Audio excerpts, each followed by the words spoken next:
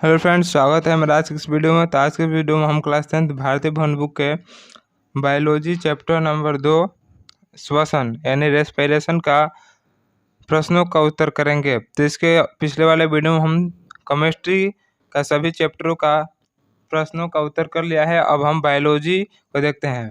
तो बायोलॉजी का first chapter का प्रश्न उत्तर सभी का हो गया है। अब हम चैप्टर नंबर 2 श्वसन रेस्पिरेशन के अति लघु उत्तरीय प्रश्नों का आंसर करेंगे। तो चलिए, अति लघु उत्तरीय प्रश्नों का पहला प्रश्न है कि ऑक्सीजन की अनुपस्थिति में ग्लूकोज के ऑक्सीकरण को क्या कहते हैं। ऑक्सीजन की ऑक्सीजन की अनुपस्थिति में ग्लूकोज के ऑक्सीकरण को क्या कहते हैं। तो आंसर है अवायवीय श्वसन, अवायवीय श्वसन। फिर दूसरा क्वेश्चन है कि ऑक्सीजन की उपस्थिति में ग्लूकोज के ऑक्सीकरण को क्या कहते हैं। तो आंसर है वायवीय स्वरण। ऑक्सीजन की उपस्थिति में वायवीय स्वरण और ऑक्सीजन की अनुपस्थिति में अवायवीय स्वरण। फिर है तीसरा क्वेश्चन नंबर 3 है कि जैव कोशिकाओं में रासायनिक ऊर्जा का सार्वजनिक वाहक क्या कहलाता है। तो आंसर है एटीपी यानी एडेनोसिन ट्राइफॉस्फेट। फिर चौथा क्वेश्चन है कि कोशिकीय ईंधन किसे कहते हैं। तो ग्लूकोज को कोशिकीय ईंधन कहते हैं। ग्लूकोज का रासायनिक सूत्र C6H12O6 होता है। संपूर्ण श्वसन क्रिया के दो प्रमुख चरणों के नाम क्या है। क्वेश्चन नंबर 5 है कि संपूर्ण श्वसन क्रिया के दो प्रमुख चरणों का नाम क्या है। तो पहला है अवायवीय श्वसन और दूसरा है वायवीय श्वसन। फिर अगला क्वेश्चन है 6 नंबर। क्वेश्चन नंबर 6 कि श्वसन जीवों के लिए क्यों आवश्यक है। आंसर है कि श्वसन से जीवों को ऊर्जा प्राप्त होती है, इसलिए श्वसन जीवों के लिए आवश्यक है।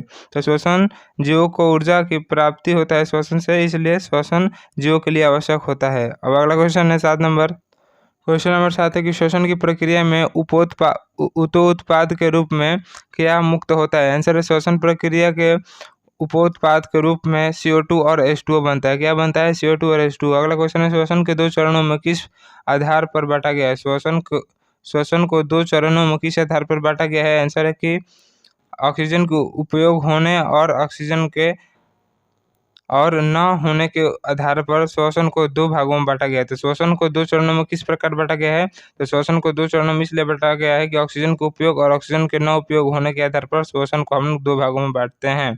फिर अगला क्वेश्चन है 9 नंबर के अवायवीय श्वसन किसे कहते हैं। तो आंसर है कि श्वसन के प्रथम चरण को जो कोशिका द्रव्य में संपन्न होता है। श्वसन के प्रथम चरण जो कोशिका द्रव्य में संपन्न होता है और ऑक्सीजन का उपयोग नहीं होता है, उसे हम लोग अवायवीय श्वसन कहते हैं। तो अवायवीय श्वसन किसे कहते हैं। तो श्वसन के प्रथम चरण जो कोशिका द्रव्य में संपन्न होता है और ऑक्सीजन की उपस्थिति में नहीं होता है, उसे हम लोग अवायवीय श्वसन कहते हैं। फिर अगला क्वेश्चन है 10 नंबर के वायवीय श्वसन की क्रिया किस स्थिति में आरंभ होती है। तो आंसर है कि अवायवीय श्वसन के बाद माइटोकॉन्ड्रिया में ऑक्सीजन की उपस्थिति में वायवीय श्वसन आरंभ होती है। क्या होता है। तो वायवीय श्वसन की क्रिया किस स्थिति में आरंभ होती है। तो अवायवीय श्वसन के बाद माइटोकॉन्ड्रिया में ऑक्सीजन की उपस्थिति में वायवीय श्वसन आरंभ होती है। फिर अगला क्वेश्चन है 11 नंबर। क्वेश्चन नंबर 11 कि पायरुवेट के पूर्ण ऑक्सीकरण किस चरण में होता है। पायरुवेट का पूर्ण ऑक्सीकरण किस चरण में होता है। तो आंसर है कि पायरुवेट का पूर्ण ऑक्सीकरण दूसरे चरण में वायवीय श्वसन में होता है। किस चरण में। दूसरे चरण में वायवीय श्वसन में होता है। अगला क्वेश्चन है कि पौधे में श्वसन गैसों का आदान प्रदान किन अंगों से होता है। पौधों में श्वसन गैसों का आदान प्रदान किन अंगों से होता है। आंसर है कि पौधों में श्वसन गैसों का आदान प्रदान पत्तियों से होता है। किससे होता है। पत्तियों से। 13 नंबर क्वेश्चन है कि पौधों में गैसों का विनिमय किस क्रिया से होता है। तो आंसर है कि पौधों में गैसों का विनिमय विसरण क्रिया द्वारा होता है। फिर अगला क्वेश्चन है 14 नंबर। अमीबा तथा पैरामीशियम में श्वसन शरीर की कौन सी संरचना के माध्यम से होता है। अमीबा तथा पैरामीशियम में श्वसन शरीर की कौन सी संरचना के माध्यम से होता है। तो आंसर है कि अमीबा तथा पैरामीशियम में जो श्वसन होता है वह कोशिका झिल्ली के माध्यम से होता है। किसके माध्यम से। कोशिका झिल्ली के माध्यम से। फिर 15 नंबर क्वेश्चन है कि मछली के श्वसन अंग का नाम लिखिए। तो आंसर है कि मछली के श्वसन अंग का नाम गिल्स है, जिसे हम लोग गलफड़ भी कहते हैं। फिर 16 क्वेश्चन है कि स्थलीय कीटों तथा मनुष्य के श्वसन अंगों के नाम लिखिए। तो आंसर है कि स्थलीय कीट के श्वसन अंग का नाम ट्रैकिया तथा मनुष्य के श्वसन अंग का नाम फेफड़ा है। स्थलीय कीट के श्वसन अंग का नाम क्या है। ट्रैकिया और मनुष्य के श्वसन अंग का क्या नाम है। फेफड़ा। 17 नंबर क्वेश्चन है कि स्थलीय कीटों में पाए जाने वाले श्वसन का प्रकार क्या कहलाता है। तो आंसर है ट्रैकिया। ट्रैकिया जो होता है वह स्थलीय कीटों में पाया जाता है श्वसन के लिए। फिर 18 नंबर क्वेश्चन है कि वर्टिब्रेटा के दो ऐसे वर्गों का नाम लिखें जिनमें श्वसन केवल फेफड़े से होता है? तो आंसर है कि एबिस तथा मेमिलियम। एबिस तथा मेमिलियम वर्टिब्रेटा के दो ऐसे वर्गों का नाम है जो केवल फेफड़े से सांस लेते हैं।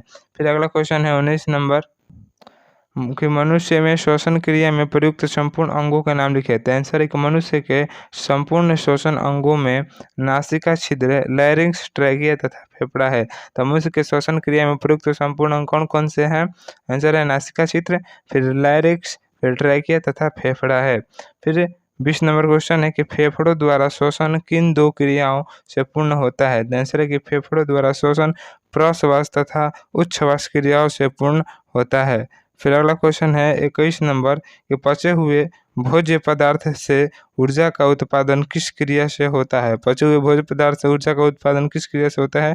तो आंसर है श्वसन क्रिया से, यानी रेस्पिरेशन जिसे इंग्लिश में कहा जाता है। फिर अगला क्वेश्चन है क्वेश्चन 22 है कि ईस्ट में पायरुवेट से इथेनॉल किस क्रिया द्वारा बनता है? तो आंसर है किण्वन विधि द्वारा। फिर 23 नंबर के ज़्यादा चलने के बाद हमारी मांसपेशियों में ऐंठन किस यौगिक के निर्माण से होता है? तो लैक्टिक अम्ल।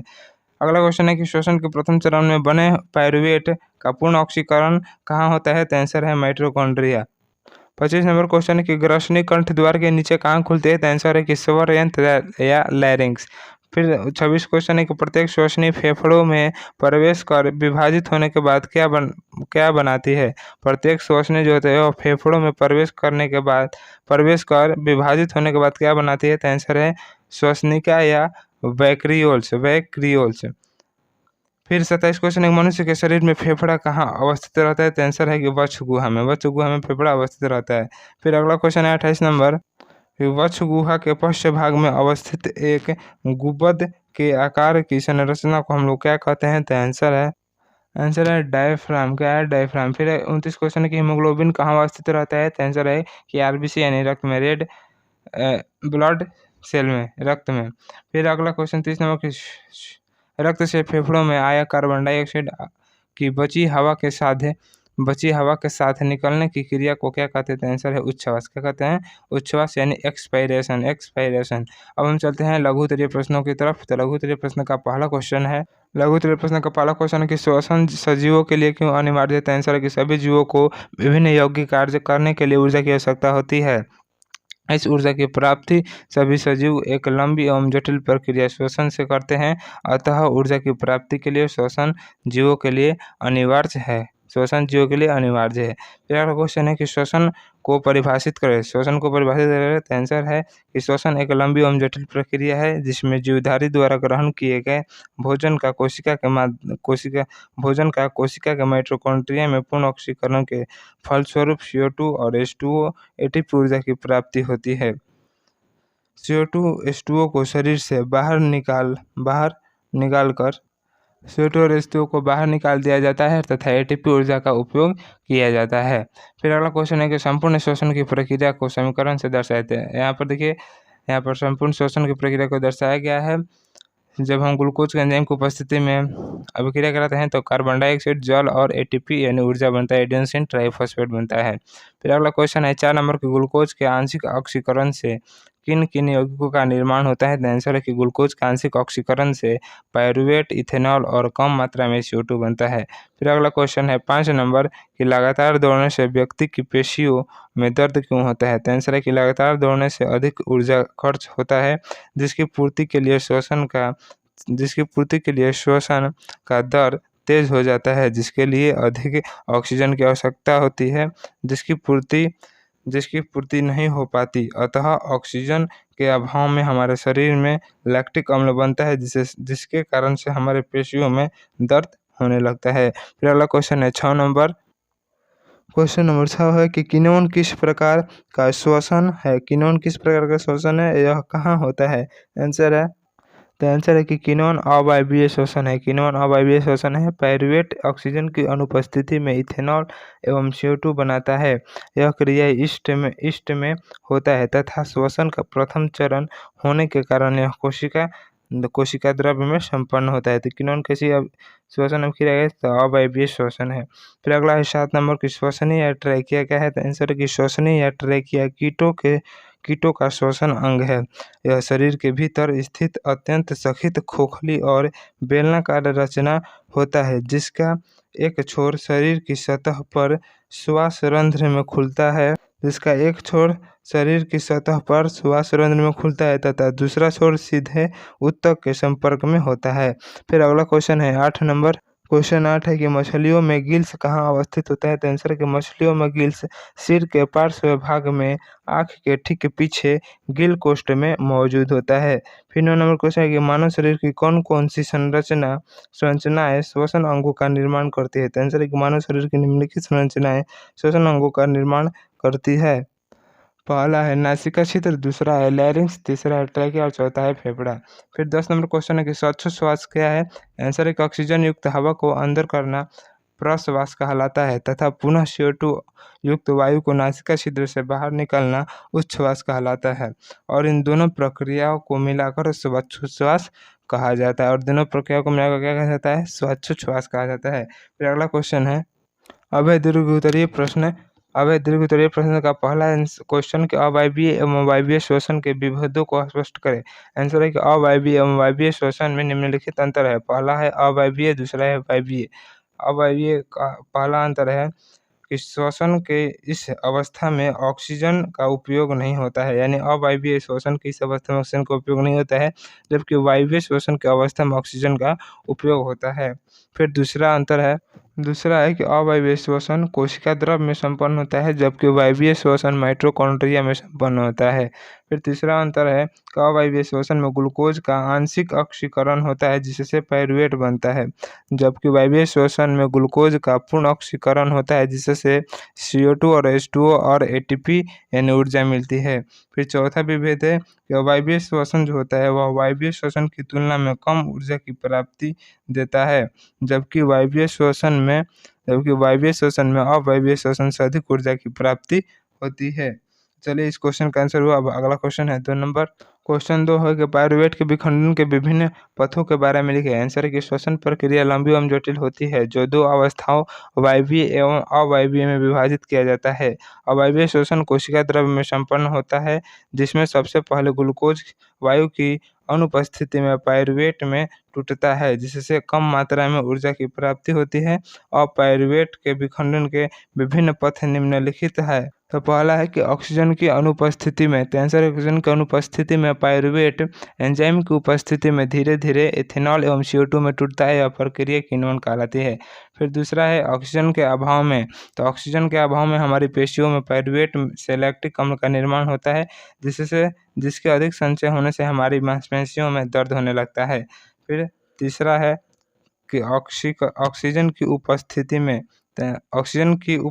में पायरुवेट का पूर्ण ऑक्सीकरण होता है, जिसमें CO2, H2O और अधिक मात्रा में ATP यानी ऊर्जा मिलता है। यह प्रक्रिया माइटोकॉन्ड्रिया में होता है और यह वायवीय श्वसन कहलाता है। ATP का फुल फॉर्म होता है एडिनोसिन ट्राइफॉस्फेट। अब अगला क्वेश्चन है 3 नंबर।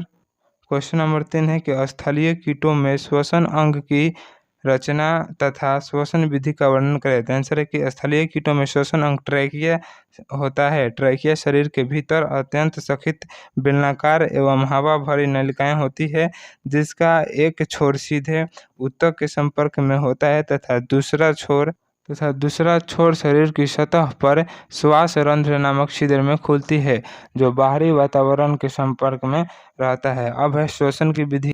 तो स्थलीय कीटों में श्वसन की विधि क्या है? तो श्वास रंध्र द्वारा वायुमंडल से ऑक्सीजन युक्त हवा को ट्रैकिया में भेजा जाता है, जिसका परिवहन विसरण क्रिया द्वारा धीरे धीरे होता है। कीट के रक्त में हीमोग्लोबिन नहीं होने के कारण रक्त का उपयोग श्वसन क्रिया में नहीं होता है। ऑक्सीजन युक्त हवा ट्रैकिया के दूसरे छोर ऊतक के पास पहुंचता है, जिसमें स्थित कोशिकाएं भोजन का ऑक्सीकरण कर CO2 को ट्रैकिया में छोड़ देता है, जो विसरण क्रिया द्वारा श्वास रंध्र तक पहुंचकर फिर वायुमंडल में छोड़ दिया जाता है। इस प्रकार श्वसन क्रिया चलती रहती है। इस प्रकार स्थलीय कीटों में श्वसन क्रिया चलती रहती है। फिर अब अगला क्वेश्चन है कि मछली के श्वसन अंग की संरचना तथा श्वसन विधि का वर्णन करें। तो आंसर है कि मछली के श्वसन अंग की मुख्य रचना गिल्स होता है। प्रत्येक मछली में गिल्स दो समूह में पाया जाता है। यह मछली के सिर के पार्श्व भाग में आँख के ठीक पीछे चपटी थैली गिल कोष्ठ में स्थित होता है। गिल कोष्ठ एक ओर ग्रसनी में खुलता है तथा दूसरी ओर शरीर के बाहर खुलता है। प्रत्येक गिल कोष्ठ में गिल पटलिकाएं होती है। अब तो ये मछली के श्वसन अंग की संरचना हुआ। अब हम श्वसन विधि के बारे में जानेंगे। तो देखिए मछली की श्वसन विधि क्या है। तो मछली जल में रहती है और जल में ऑक्सीजन को घुला रहता है। जल में घुलित ऑक्सीजन जब गिल्स के संपर्क में आता है तब ऑक्सीजन गिल्स में स्थित हीमोग्लोबिन से संजोग कर ऑक्सी हीमोग्लोबिन बनाता है, जो रक्त परिसंचरण तंत्र के माध्यम से कोशिका तक पहुँचता है, जहाँ भोजन के ऑक्सीकरण के पश्चात बना CO2 पुनः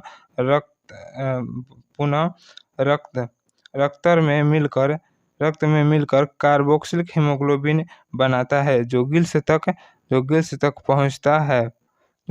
पहुंचता है और CO2 को जल में छोड़ दिया जाता है।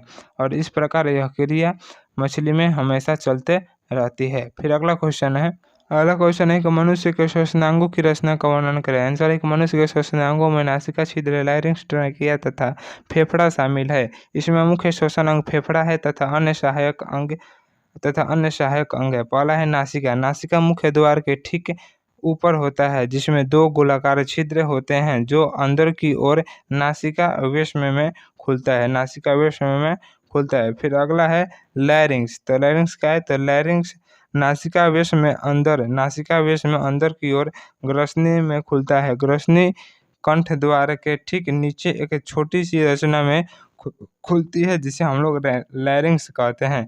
फिर अगला है ट्रैकिया। तो ट्रैकिया क्या है। तो लैरिंक्स पीछे की ओर लगभग 11 सेंटीमीटर लंबी नालिका में खुलती है, जिसे ट्रैकिया कहते हैं। ट्रैकिया वक्षगुहा में पहुंचकर दो भाग में बट जाती है, जिसे श्वसनिया कहते हैं, जो विभाजित होकर फेफड़ा में चली जाती है। फिर अगला है फेफड़ा। तो फेफड़ा मनुष्य की वक्षगुहा में स्थित होता है। यह दो स्पंजी गुलाबी और थैलानुमा रचना है, जिसमें श्वसनिका बारीक पतली शाखाओं में बटकर वायु कोशिका से जुड़ जाती है, जो रक्त के संपर्क में रहता है। फिर अगला क्वेश्चन है कि मनुष्य में श्वसन क्रिया का वर्णन करें। तो आंसर है कि मनुष्य में श्वसन क्रिया फेफड़ा और इसके सहायक अंग रक्त और रक्त परिसंचरण तंत्र के माध्यम से कोशिकाओं में संपन्न होता है। इस क्रिया का वर्णन निम्नलिखित है। पहला है फेफड़ा में श्वसन गैसों का आदान प्रदान। श्वसन दो क्रियाओं का सम्मिलित रूप है। सबसे पहले नासिका छिद्र द्वारा ऑक्सीजन युक्त हवा को शरीर के अंदर फेफड़ा तक पहुंचाया जाता है। इस क्रिया को प्रश्वास कहते हैं। फिर दूसरा चरण है कि प्रश्वास के द्वारा जब वायु फेफड़ा के वायु कोशिका में पहुंचती है, तो वहां स्थित हीमोग्लोबिन ऑक्सीजन से संजोग करके ऑक्सी हीमोग्लोबिन बनाता है, जिसे रक्त परिसंचरण तंत्र द्वारा कोशिकाओं तक ऑक्सीजन को पहुंचाया जाता है। अब कोशिका में पहले अवायवीय श्वसन और फिर माइटोकॉन्ड्रिया में ऑक्सीजन की उपस्थिति में ग्लूकोज का पूर्ण ऑक्सीकरण होता है। इसके पश्चात बना हुआ CO2 रक्त के हीमोग्लोबिन से मिलकर कार्बोक्सिलिक हीमोग्लोबिन बनाता है, जिसे रक्त परिसंचरण तंत्र द्वारा फेफड़ा तक पहुंचाया जाता है, जहां से CO2 को नासिका छिद्र द्वारा शरीर से बाहर निकाल दिया जाता है और यह क्रिया उच्छ्वास कहलाती है। इस प्रकार मनुष्य में श्वसन की क्रिया लगातार चलती रहती है। फिर अगला क्वेश्चन है कि श्वसन एवं श्वासोच्छ्वास के बीच क्या विभेद है। आंसर है कि श्वसन एवं श्वासोच्छ्वास के बीच निम्नलिखित अंतर है। पहला है कि श्वसन यह जटिल एवं लंबी प्रक्रिया है, जिसमें ग्रहण किए गए भोजन का कोशिका के माइटोकॉन्ड्रिया में ऑक्सीकरण होता है, जिसमें ऊर्जा की प्राप्ति होती है। जबकि श्वासोच्छ्वास यह छोटी एवं सरल प्रक्रिया है, जिसमें ऑक्सीजन युक्त हवा को शरीर के अंदर तथा CO2 युक्त वायु को शरीर के बाहर किया जाता है। फिर दूसरा अंतर है कि श्वसन दो चरण अवायवीय श्वसन एवं वायवीय श्वसन है। श्वसन के दो चरण अवायवीय श्वसन एवं वायवीय श्वसन है, जबकि श्वासोच्छ्वास के दो अवस्थाएं प्रश्वास एवं उच्छ्वास है। फिर है कि श्वसन क्रिया में ऊर्जा एटीपी के रूप में प्राप्त होती है, जबकि श्वासोच्छ्वास में एटीपी ऊर्जा का खर्च होता है। चौथा है कि श्वसन में श्वासोच्छ्वास शामिल होता है, जबकि श्वासोच्छ्वास में श्वसन शामिल नहीं होता है। तो चलिए आज की इस वीडियो में हमने चैप्टर नंबर 2 रेस्पिरेशन यानी श्वसन के सभी प्रश्नों यानी अति लघु प्रश्न, लघु उत्तरीय प्रश्न और दीर्घ उत्तरीय प्रश्नों का आंसर कर लिया है। अब हम अगले वाले वीडियो में हम चैप्टर नंबर 3 की ओर बढ़ेंगे। तो अगर मेरा वीडियो अच्छा लगा हो तो मेरे वीडियो को लाइक करें और अपने दोस्तों के पास अधिक से अधिक शेयर करें। और अगर आप हमारे चैनल पर नए हैं तो मेरे चैनल को सब्सक्राइब करके बेल आइकन को ऑल पर सेट कर ले ताकि मैं फिर जो वीडियो बनाऊँ उसका नोटिफिकेशन आपके पास पहुँचता रहे।